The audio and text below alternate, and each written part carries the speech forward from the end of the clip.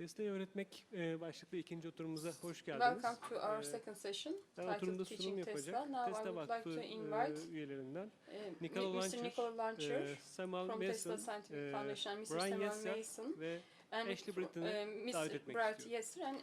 Miss Ashley Britton. So, I would like to invite you to the stage. My name is Samuel Mason. I'm a director with the Tesla Science Foundation.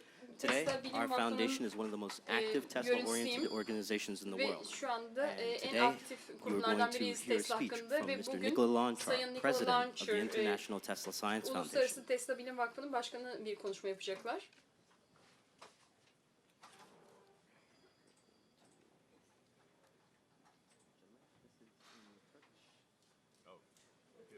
Yardımcı olabilir misiniz bu Türkçe? Translation on the PowerPoint, please. PowerPoint ile ilgili yardıma ihtiyacım var lütfen. Yardımcı olabilir misiniz?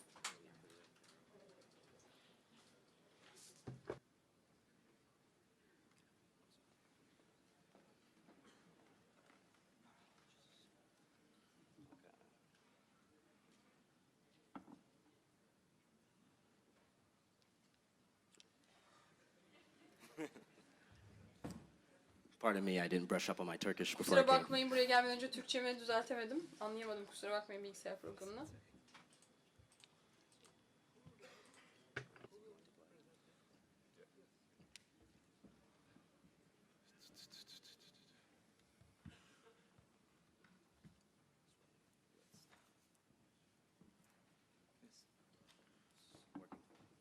It's not working.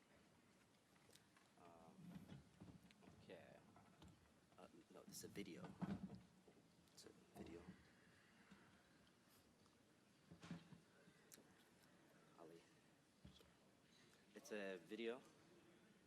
Bir video It's not playing. ama başlamadı. This is awkward. Video göstermek istiyordum. Olmadı. Yardım edebilir misiniz?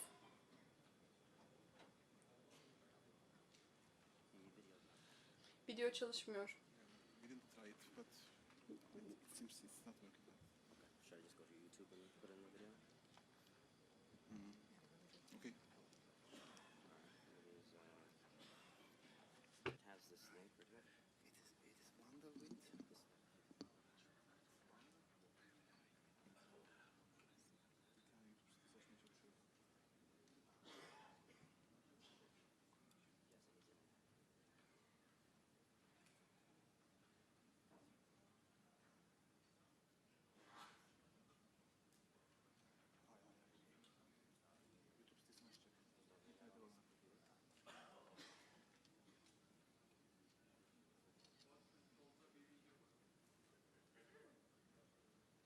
O değil. Tamam.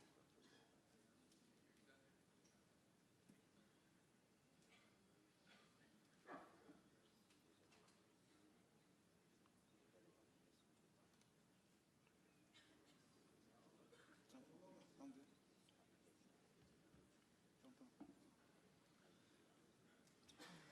Buradan açması lazım.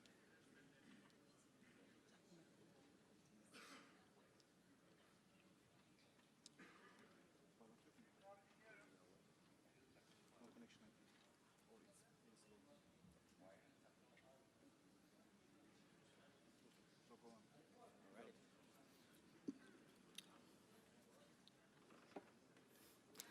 Okay.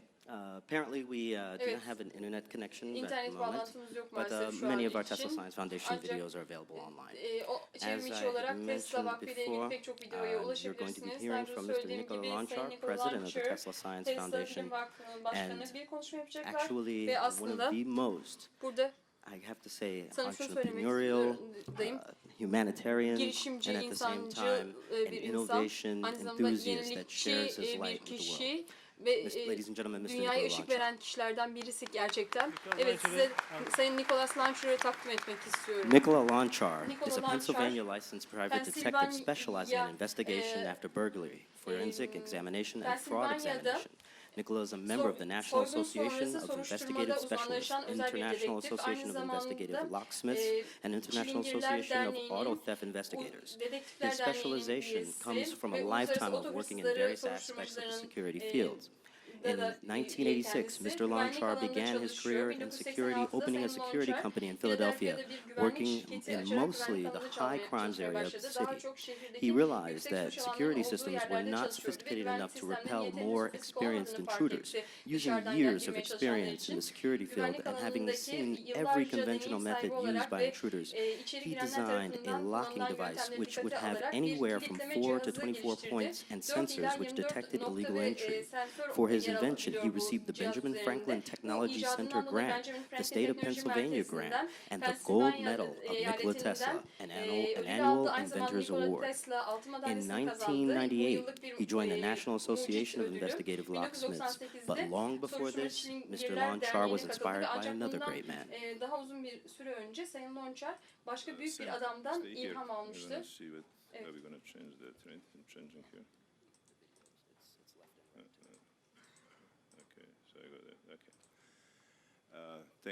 Çok teşekkür ediyorum. Etmek istiyorum organizasyon komitesine bizi buraya davet ettiklerinden dolayı. Ben gerçekten burada olduğum için çok mutluyum. Özellikle Türkiye'ye baktığım zaman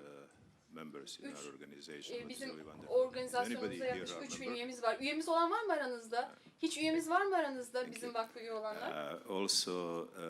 Ve aynı zamanda guy from Turkey who gave his son name Tesla. Oğluna Tesla adı veren birisi de var, bir Türk de var. Bilmiyorum kendisi burada mı?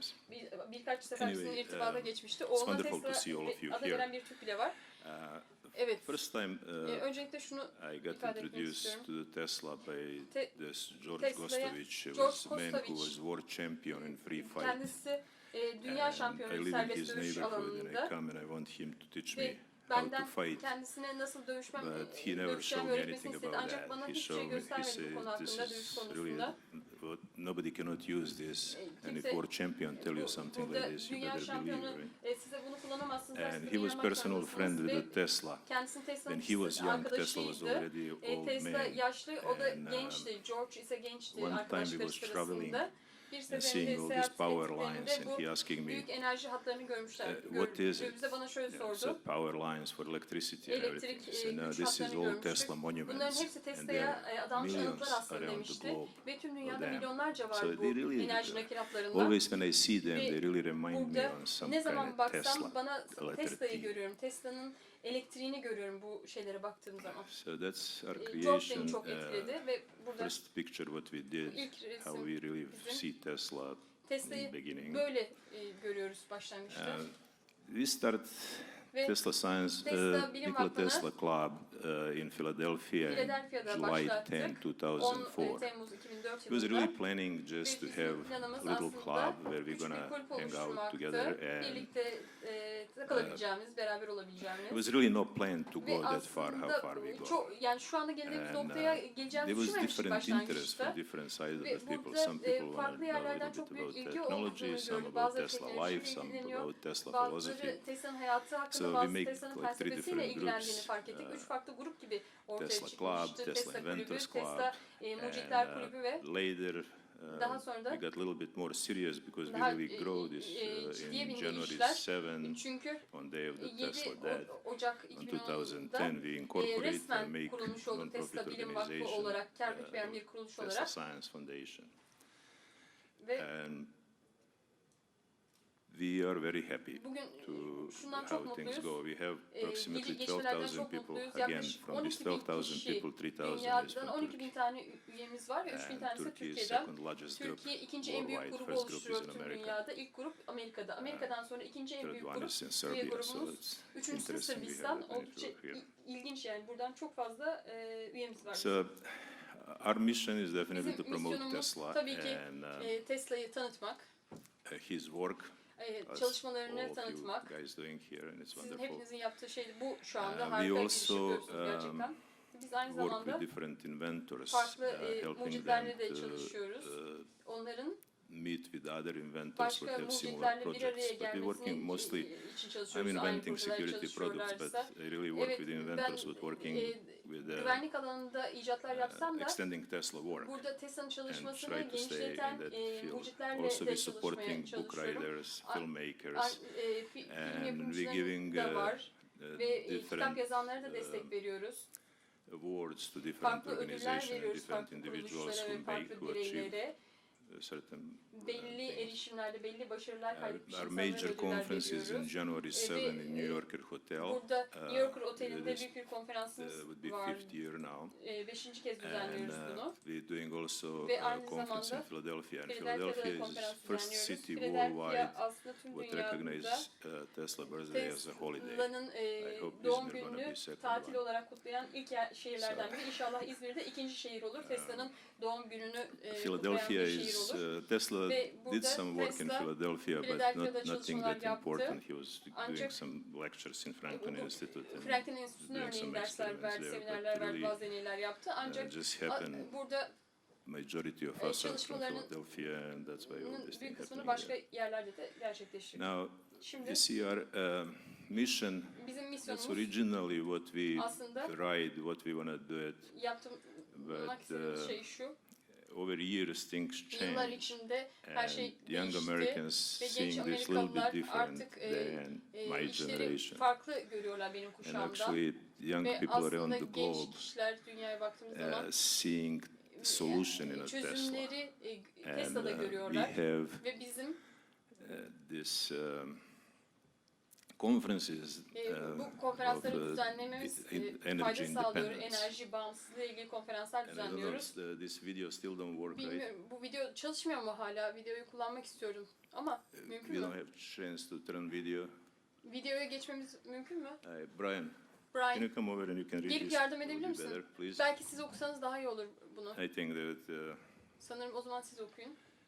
there was a group of Burada Americans, bir 3 grup days and 3 Amerikalı nights. They 3 work on gün 3 these gece oturup documents. bu belge üzerinde, It's bu beyanname July üzerine 10, çalıştılar. 2009. So I think you guys gonna 2009 understand yılında better, Brian, than me. Temmuz'da. So, Evet Brian, sen daha iyi okuyabilirsin tahmin ediyorum. Declaration of Energy Enerji Independence bağımsızlığı deklarasyonu. in Conscience, July 10th, 2009.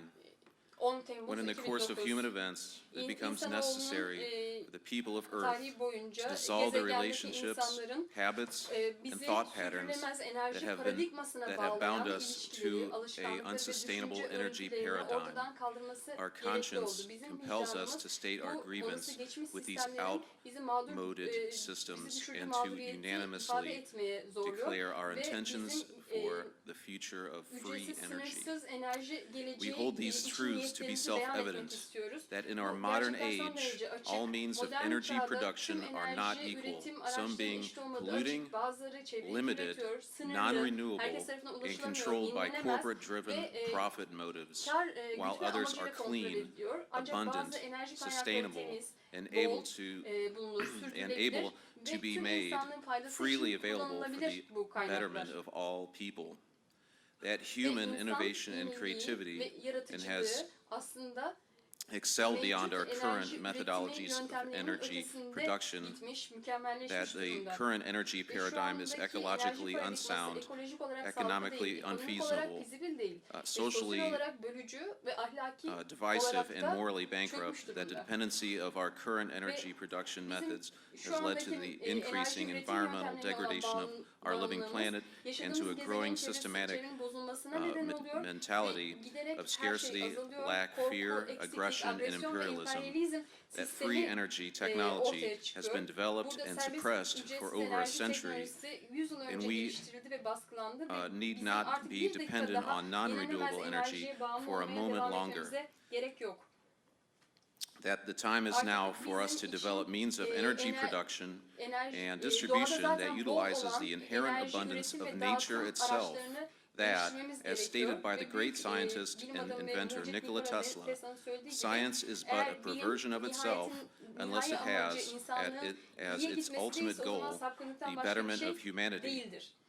Ve That whenever burada any eğer bir energy model modeli has bir been kontrol sistemine perpetrated towards gidiyorsa, a system sınırlama of sistemine control, gidiyorsa, o limitation, zaman and the insanlığın stagnation of toplu, humanity's evrimsel collective ilerlemesinin durması da evolutionary progress, kaçınılmazdır. it is the right Bu and yüzden duty de of the tüm peoples of uluslararası, all tüm nations to halkların abandon the outmoded görevidir ve technologies hakkıdır bu upon eski which such teknolojileri systems are ortadan built, kaldırmak. Şu an bu and sistemleri transition ortadan toward kaldırmalıyız those which ve are biz clean, temiz, renewable, yenilenebilir, sustainable, sürdürülebilir sistemlere and gitmek free. zorundayız.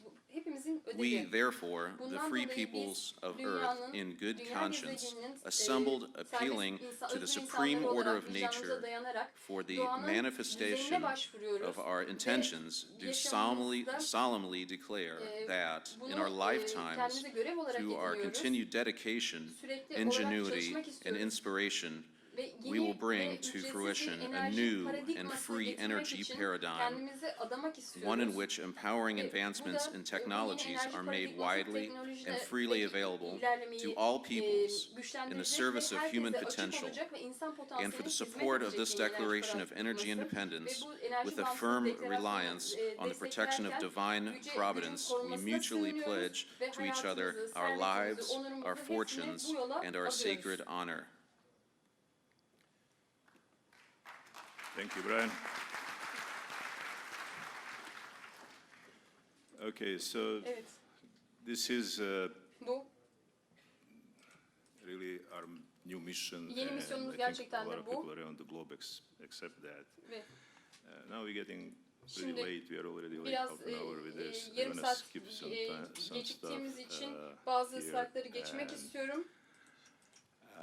I just wanna Sadece invite all of you hepinizi and davet etmek istiyorum. everybody around the globe Ve who dünyadaki want to be herkesi part of Tesla davet etmek Science istiyorum. Foundation. Tesla First thing what they can do, Bilim they can Vakfı'na open gelmek Tesla için ne Club yapabilirsiniz? Tesla in kulübü their area. açabilirsiniz kendi bölgenizde. I think we have now Ve like probably sanırım over 30 different clubs 30'dan around the farklı globe. kulüp var dünyada. We work with these people Bu kişilerle and birlikte çalışıyoruz ve trying to help them to develop onlara their yardımcı own olmaya club. çalışıyoruz kendi kulüplerini açmaları için. If things going well and Eğer her everything şey go good, yolunda we can giderse o later, zaman daha sonra you guys can later be part of Tesla siz Science de Foundation. Bilim Vakfı'na üye olabilirsiniz. In a Önce moment, kulübü kurun, sonra bize we üye olun. setting Şu an up için Tesla Communication Center in Tesla Serbia. iletişim merkezini oluşturuyoruz We're gonna Sırbistan'da. link people around the Ve globe. bu dünyadaki insanları bir araya So that getirecek will be really beneficial konuda for a lot of ve different pek researchers. çok farklı araştırmacıya and we fayda have really, really sağlayacağını good material. düşünüyoruz ve gerçekten iyi Studio being materyallere built sahibiz. now, Şu anda bir stüdyo main inşa server gonna be ediliyor in United States ve and burada everybody is ABD'de bir welcome. ofis Everybody olacak who ve wanna do something bir for şeyler better yapmak humanity as a istiyorsanız Tesla. insanlığın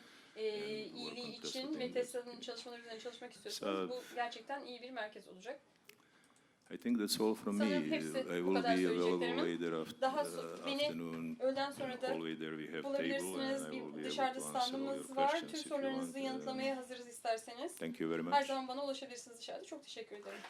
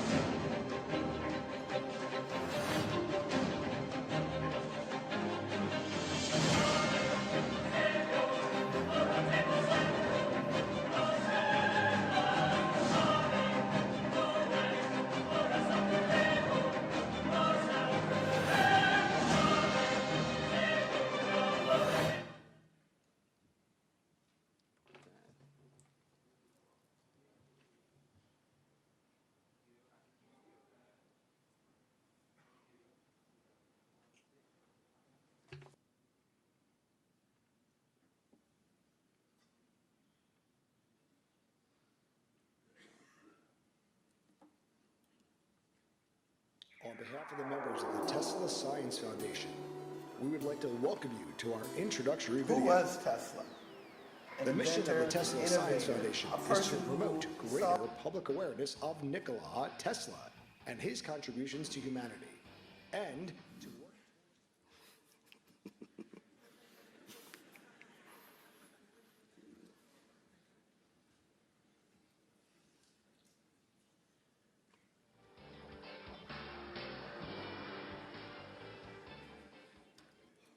Okay, guys.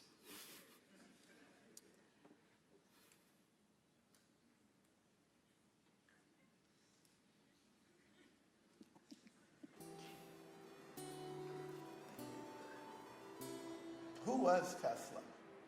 an inventor, an innovator, a person who saw beyond the technology at hand. Şu anda oynamakta olan videonun sesi doğrudan kulaklığımıza gelmiyor. Sonundan gelen sesle çeviri yapmanız mümkün değil. To mankind. He wasn't just outside of the box, he was outside of the atmosphere.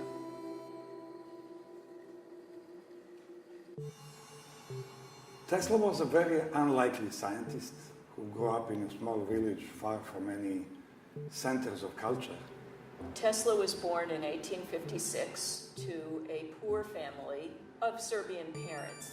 He was on a track to be a country priest, really.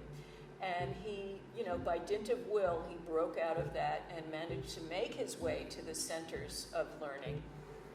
Tesla's earliest and most widely influential discovery was alternating current. With that came the ability to move the electricity through wires through his Tesla coil system, and that made possible our worldwide electric grid. This ultimately led to him becoming an architect of our entire electrical infrastructure, as well as countless genres in academia. Discovering Tesla, it really was a extraordinary descent down the rabbit hole. You're constantly moving from one invention to the next, finding out this rich history involving his patents and those unresolved patents that didn't receive the light of day as they should have. Tesla holds basic patents Tesla patentlere sahip, son derece etkili patentler bunlar dünyamız için. Elektrik aktarımı ile ilgili tüm dünyada, radyo, telerobotik ve aslında uzaktan kontrollü her şey. Ve aynı zamanda bilgisayar devreniyle ilgili temel bir patente sahip. Aslında çalışma hayatına baktığımız zaman 21. yüzyıla girmeden önce yapmışım çalışmaları ve biz hala onun yaptığı şeylere bakıyoruz. Acaba işe yarar mı, yaramaz mı? Aslında dünyamız bugün olduğu şekliyle olmazdı Tesla olmasaydı. Tesla believed that Tesla şuna mankind should inanıyordu. exist in harmony with nature. İnsan doğayla uyum halinde olmalıydı ve yaratmak istediği cihazlar aslında sürdürülebilir bir uygarlığa yol açmalıydı. Amacı buydu. Aslında stratosfere gitmek istiyordu ve elektriği dünyaya indirmek istiyordu. Sürekli olarak ücretsiz, herkes için ulaşabileceği sınırsız enerjiyi hayal ediyordu. Eğer Tesla'nın rüyaları gerçek olsaydı sanırım dünya çok daha iyi bir yer olurdu. Kaynaklar, eğer serbest, ücretsiz elektrik enerjimiz olsaydı tüm bu savaşlar olmazdı. Ve deli gibi çalıştı. Asla kendisine hiç bırakmadı ve her parçaları bir araya getirmeye çalışıyordu.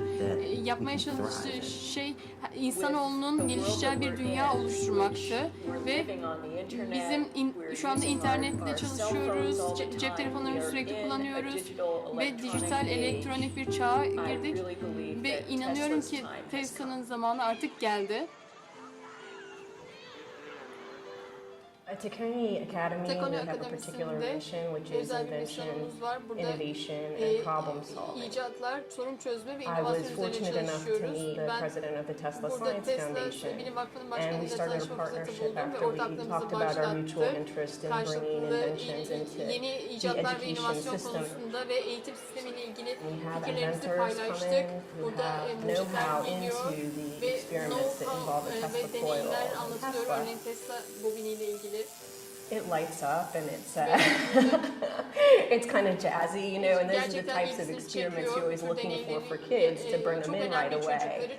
We've even seen some of our students stand up and start to connect and explain things that some of the adults weren't comfortable with yet. Yani yetişkinlerin anlamışlarını anlamaya başladılar. Burada tabii ki çocuklara ilham vermek istiyorsanız diğer akademilerine de ilham vermek istiyorsanız Tesla için çok iyi çünkü çocuklara ilham veriyor. Yaşları nasıl olursa olsun ve ne olursa olsun burada şunu anlıyorlar. I just feel like if we're going to, both as a world and as a country and everything else, move forward, we have to really